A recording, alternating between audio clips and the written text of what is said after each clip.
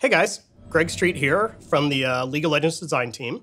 The topic I want to talk about today is champions, and specifically, what do we think a good champion looks like? You might be surprised it's not just play rate or win rate. There's a lot more stuff that goes into it. There are a whole lot of factors that we use to evaluate whether a champion is successful or not, but there are 5 pillars that we treat as the most important. These are satisfying to play, a resonant theme, being able to express your skill on the champion, fair to play against, and then the champion also has to be unique. So I'll go into a little bit more detail on what these 5 mean. So satisfying to play is one of the more nuanced factors here. To players, it just feels good when you hit the button. And as designers, we think about things like, what's the cooldown of this ability? How much wind-up does the animation need before the ability goes off? That kind of just feels good when when you hit the button and see the reaction in the game. But it also has to do with do the visuals and the audio kind of match your expectations? If the ability is supposed to be like a machine gun, does it like fire really kind of rapidly and maybe a little erratically?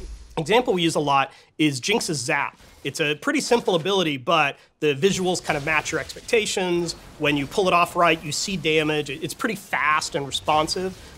We talk about the resonant theme for a champion. This is like, what is their story? Who are they as a person or a non-person, as the case may be? What is their character, and how does their gameplay match that? We've recently started thinking about champions in terms of broad play versus deep play. So a broad champion is one that is, lots of players play this champion. Ashe is a great example. Lots and lots of players play these champions with some frequency. So a different axis from broad is depth. And we're okay with having champions that are not super high play rate, and maybe a lot of players haven't played them, but those players that do play them really, really love that champion. Another good example here is Ivern. We knew Ivern was going to be a weird champion. He plays very differently. His personality is kind of goofy. He doesn't jungle in a conventional way, and that's fine. We suspected that there would be players out there that love Ivern and really enjoy just playing the jungle in a totally different way. Skill expression in terms of gameplay may be the most important pillar. It's not the only one, but League of Legends is a game about skill. And a lot of what we're going for is that we know that getting better at something is very satisfying. It kind of keeps you coming back for more. There are a lot of different ways to express skill. Kind of the classic is the skill shot, right?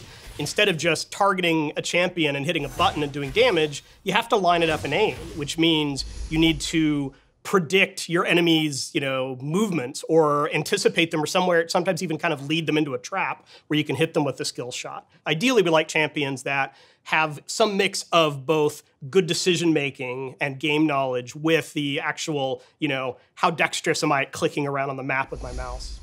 And you consider someone like Zed, there's a lot of lining up the shots, dealing with the angles of yourself in the shadow, and a lot of the timing around when you want to use the different abilities. A counterexample is someone like Xin Zhao, who has these abilities that you generally use as a combo together, the W and Q, but pretty much you always use them together. There's not a lot of decision-making of should I use these abilities together. So we could do all this work on making a good champion and still kind of mess them up if they're not fair. And really, here's where we're talking about the game balance, and usually in relation to, is it fair for the other player, the other team, to deal with your champion? We accomplish this the best when champions have really clear strengths and weaknesses. Ranged champions like Ziggs are very effective at range, but kind of squishy if you can get up close to them. Whereas a juggernaut like Darius is the opposite. He's very, very kiteable, but if he catches you, if he corners you somewhere, there's going to be a lot of hurt coming your way. So the promise of League of Legends is a lot of champions. We have over 130 now, and so we really think it's incumbent that each new champion we add, and even every old champion that we update, is somehow unique. We have a lot of ninjas in League of Legends. We have a lot of dudes with swords. And that's not to say we won't add more, but they have to bring something new. We do spend a lot of effort to make sure that new champions and updated champions really belong to League. They need to fit within Runeterra. They need to make sense inside the game world. Some of the older champions we've made, I'll give an example, Pantheon I pick on a lot because he's kind of a generic Spartan guy. That's not to say there's not room for that in League of Legends, and more recently, we've tried to integrate him a little bit more with the Targon lore. And when we do update him, I'm sure he will keep his basis as a shield and spear fighter. We just like to plan him a little more within League of Legends, something that makes sense when he's fighting alongside, say, Diana, Leona, Aurelian Sol, and other Targon champions. So it might feel like uniqueness is all about the backstory of the champion, but the art plays a really big role in here as well. When you think about all these champions, you need to identify them, very quickly on sight, just by their, often their silhouette. And this could be a challenge with the number of champions, the number of skins we produce. So I gave a few examples as we talked about these 5 pillars, but now I want to go into a little more, drill down a little more detail on certain champions, kind of look at how do they stack up in terms of satisfying gameplay, fairness, uniqueness, and so on. First I want to talk about is Nunu. Nunu is a kid with a Yeti. In terms of satisfying gameplay, I don't think Nunu scores very well here. The abilities themselves feel old. So when I was talking about you pushing the button and seeing a cool animation or seeing unique visual, there's not a ton of that there. He probably gets the closest with his ult, which is a pretty big effect and can really turn the course of a game. So again, I'm not announcing a Nunu update here, but if I was working on it personally, I'd probably try to find a way to preserve the ult while maybe trying to add satisfaction to his other abilities. I think Kled is an example where we delivered a little more on what it means to be mounted. With Nunu, you sometimes aren't sure, are you playing the Yeti or playing the kid? And I'm sure there's a lot of League players out there who think, oh yeah, the Yeti is Nunu. In the example of Kled, though, he does dismount. Kled and Skarl, his mount, have very different personalities and even a little different gameplay. And when they kind of Voltron together, they're more powerful than they are separate. Which is not to say that's the specific take we need to do on Nunu, but I think it would be cooler to deliver a little bit more on, no, this is really 2 characters together playing as one. So second case study I want to walk through is Atrok's. This is a champion players are always asking us, when are you going to update Atrok's? And for good reason.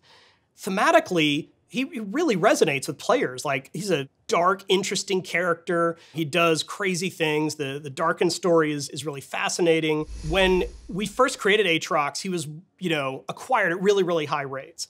Since then, it has fallen off dramatically because he just doesn't deliver on that initial promise. Most of his abilities are not that interesting. So I'd say he gets low marks in terms of satisfaction and uniqueness. And again, fairness is probably something that we could tune either way, but certainly if he has higher highs and lower lows, that'll give us more knobs and feel like he has more counterplay for the other team. We have made a couple of attempts at Atrok's, light updates to try to add a little more skill expression to his abilities, but I would say overall, missed the mark a little bit. We're nowhere near there, and he really needs, kind of a full update. At least in terms of his mechanics. His visuals aren't that bad. He's not that old as a champion. We just don't think he delivers on evil, blade-wielding demonic creature that kind of terrorizes the Rift. Thresh is one of our most popular champions, and when you look in terms of support, he's always way up at the top. And I think that has a lot to do with him delivering really well on a lot of these different pillars. So let's talk about satisfying gameplay. I mean, he has a hook, he has Flay, which is a huge skill curve at getting that ability to work correctly. He has the box. A lot of these he is fairly hard to learn and very hard to master. Thematic resonance, he does really well, in my opinion. He's kind of Runeterra's version of the Grim Reaper. He sucks souls into his lantern. We've done some neat things with him in terms of the Dark Star version of Thresh more recently. In terms of fairness for Thresh, if I had to throw stones at him, this is probably where I'd do it. He does a lot. He has a lot of strengths, and he kind of has an answer for every situation. So it's hard, counterplay is sometimes a challenge with him. You don't always know as an enemy, what am I supposed to do to stop him? He can kind of, do anything. Not to say that he's, his win rates are radically out of control or anything like that, but just to be fair, I think while he delivers well on satisfying gameplay and skill expression and thematic, fairness is probably where I'd ding him a bit. So final case study, I'm going to talk about Morgana a little bit. She's an older champion, but still delivers, on some of these pillars really well. In terms of skill expression, Morgana still has some big decisions about how she wants to use her abilities. Spells like Dark Binding could really make or break a team fight, but you could also deploy them wrong and not get anything out of it. I think she's a good example of how you can deliver on a champion where you're making interesting decisions as a player without it getting into super complicated mechanical execution.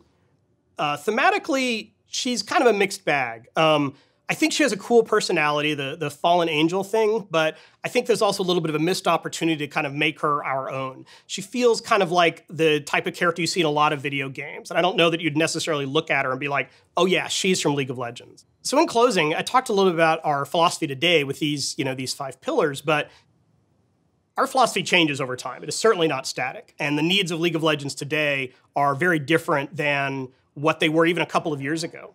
We always try, as we're looking at like, what are the champions coming down the pipe that we're working on for the future? What problems are we trying to solve? What experiences are we trying to offer players that hopefully you guys haven't seen before? In 2016, we did several more niche champions with, kind of unusual gameplay, or maybe the character themselves felt a little out in the frontiers of our world. And so far in 2017, we've done some pretty broad champions like Zai and Rakan that have showed up in a whole lot of games. And I think Kane is kind of be there as well. But towards the end of the year, you're going to see a mix of some broad appeal and some very, unique champions with kind of gameplay you've never seen before that we know aren't necessarily going to be appealing to everyone. But we want some players out there to be like, yes, this is my new main. So hopefully this is the beginning of a conversation. We'd love to get your thoughts on what of this resonates with you. Do you think there are pillars that we aren't taking seriously enough, or pillars that we claim are important but we aren't actually delivering on? Please let us know, what your thoughts are on some of the champions I talked about, where opportunities are to add uniqueness that you haven't seen in League of Legends before.